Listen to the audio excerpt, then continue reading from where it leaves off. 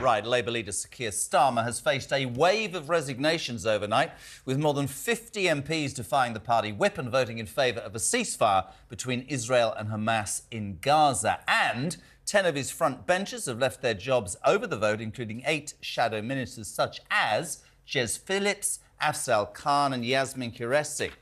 But it's not rosy in Camp Conservative either.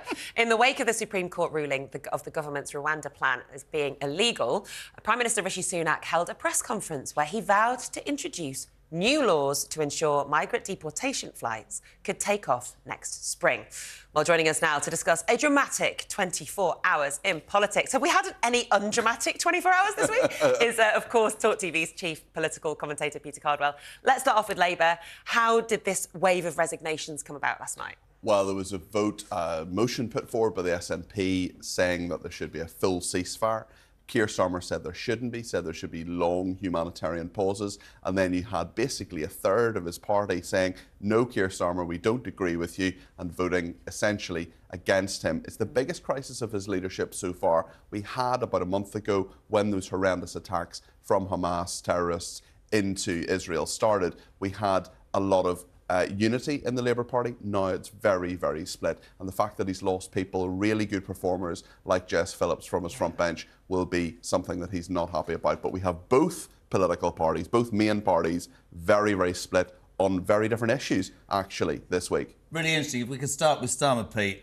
We threw out in the face of those frontbench resignations, should he change his stance on Gaza? Now, a lot of traditional Labour supporters will go, no, we're not supporting war. It's absolutely fundamentally wrong. And I talked to you before about how, in my mind, Starmer's job in the next 12 months is to somehow hold on to his principles and try and get elected. You can prove, if you're Jeremy Corbyn, that the two don't run hand in hand. Let me just read a comment from Jay, because I think this is interesting. Not even slightly. I am no Labour supporter, but there is an element of respect from me for him for standing up for what he believes in. Can he carry the Labour Party? Is this going to affect him? And does this show him to be the leader that he wants people to believe that he can be? He can't carry the Labour Party on this particular issue, but also whether the British Parliament calls for a ceasefire or not, that's not going to affect what happens in Gaza, because Benjamin Netanyahu, the Prime Minister of Israel, isn't going to take really much notice, maybe a little bit of notice, but not much notice of the British Parliament. In terms of Starmer himself, if you had £16.99 at Conservative Party conference a month ago, you could buy a pair of Keir Starmer flip-flops. They want to characterise him as someone who, goes like that, puts his finger up and says, which way is the wind blowing? But actually, on this particular issue, he has been very, very clear what his opinion is, and he has stuck to his guns, as it were, probably a bad phrase, on this particular thing.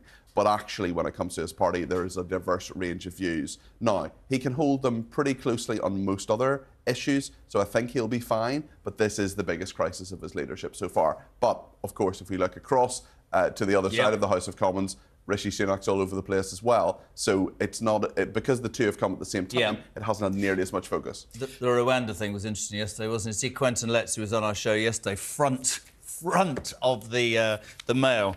We are a reasonable government, a reasonable country, but the British people's patience can only be stretched so thin.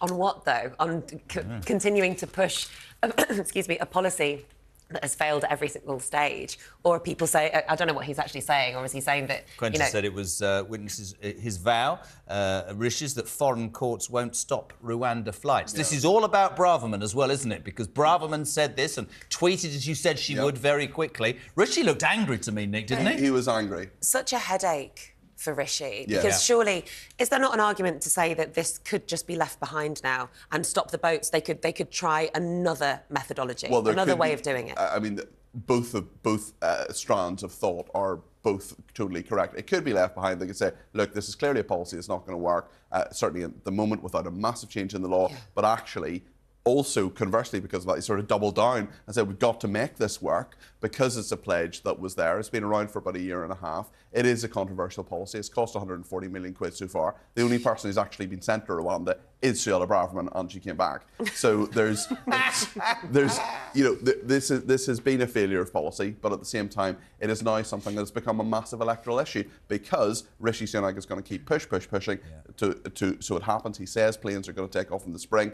And now he's locked himself into this as a big electoral issue. And Keir Starmer, of course, says he was to scrap the scheme. Just going back to those two votes that happened in Parliament yesterday, just the difference between what the SNP tabled and what Labour tabled. So one is for humanitarian pauses. Yes. One's for a ceasefire. So essentially, the SNP wanted a total ceasefire, an end-all hostilities, all the weapons put down, and then the Labour amendment to that was essentially saying long humanitarian pauses to get people out, to get them medical attention, and to make sure the fighting stops for periods of time. And it's interesting because the biggest criticism of the ceasefire motion was that, well, how can you possibly ask a terrorist organisation to ceasefire?